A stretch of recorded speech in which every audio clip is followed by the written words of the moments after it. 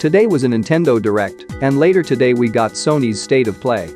Frankly, we haven't gotten a meaty Nintendo Direct in a while. Then again, there was no presentation at the time there would have been an E3. So here are all the key announcements. The Legend of Zelda, Tears of the Kingdom. Looking forward to this game, but everyone must be. The game is coming out early next year, and there's still a lot they have to reveal by the looks of it. I don't get why Link does a diving motion before spreading his limbs out, like why even do that? Fire Emblem Engage. A new mainline Fire Emblem game, because it's just that time for another one. Alear is the protagonist's name. If not for the magical girl tropes, I would be more interested in this game. I get that they want to use Marth and other classic characters again, but this is the most niche way they could have brought him into a new storyline. It will probably be a good game as always, but I want a strong protagonist, rather than one that needs a spirit to fight alongside him. Splatoon 3 has released, and it's already on pace with Splatoon 2 sales. I'm probably not going to get the game, but I'm sure there's a lot there that's fun, and of course, Nintendo is showing off some post-release content. Pikmin 4 is finally coming out next year. Not many details have been shown. Miyamoto was talking about Pikmin Bloom, and that led us to believe that was going to be ported to Switch, but I'm glad that wasn't the case. Mario plus Rabbids, Sparks of Hope will finally release next month. I was going to skip this game because they abandoned the grid system, but recently I came to the conclusion that it's a must-buy. It seems like there's a lot more here than from Kingdom Battle. I could end up being wrong though. And of course, there will be a Rayman story arc coming after the game launches.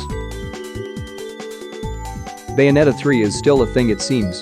This game is not going to do well, which I'm shocked that they didn't show more of it in order to get more people interested.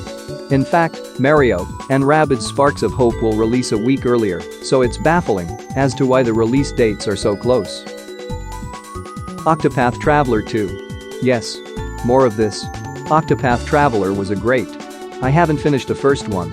I was excited of triangle strategy. I played the demo, and it didn't really have the same fun factor. And I honestly don't get why Square Enix had decided to include this HD 2D art style to all their new RPG games. I get that it looks good, but when you decide to use it for all these games, then it becomes less special. It becomes just another art style.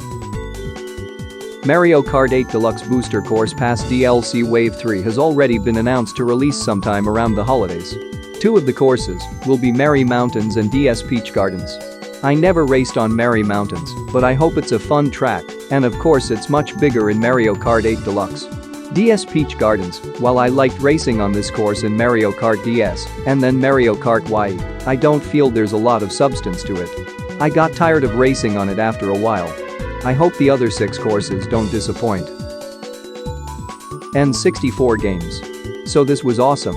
It might be just my personal experience, but there are some great games. The Mario parties, the Pokémon stadiums. I had a feeling 1080 was on the way, but Excite Bike 64, yes please.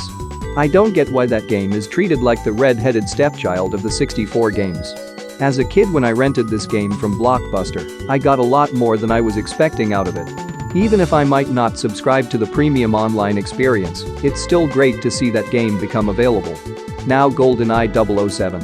WTF. The game is also going to be available on Xbox and will be free if you already own Rare Replay.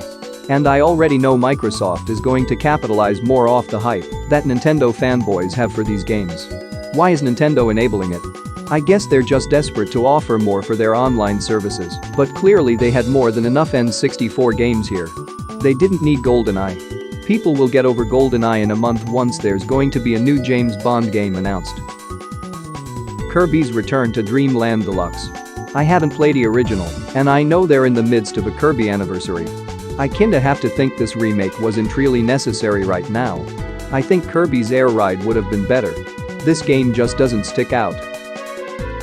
Resident Evil 8, I see that Capcom is really utilizing more cloud gaming, which is good. Unlike the Kingdom Hearts collection, at least there's a good reason to warrant the cloud service. All their recent Resident Evil games are coming to Switch in this form, but hopefully there aren't any connection problems or lag. Xenoblade Chronicles 3 DLC. Meh. What is that? Sure enough, it's going to be Sakurai's flavor of the month. Not much to say about this game. Fall Guys Season 2 starts this Thursday.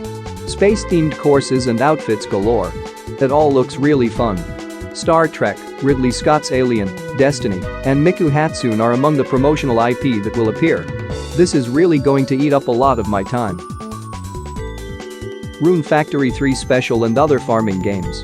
How many farming games have they shown? Do these games sell? I guess they do. Sometimes there are games at these presentations that don't really stand out.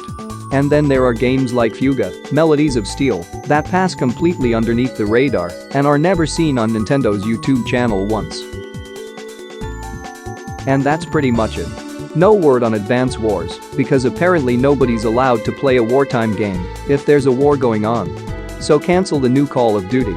I get it though, Call of Duty is a flagship, must-buy series, while Advance Wars isn't, but unless WayForward already got paid for the game, just release it.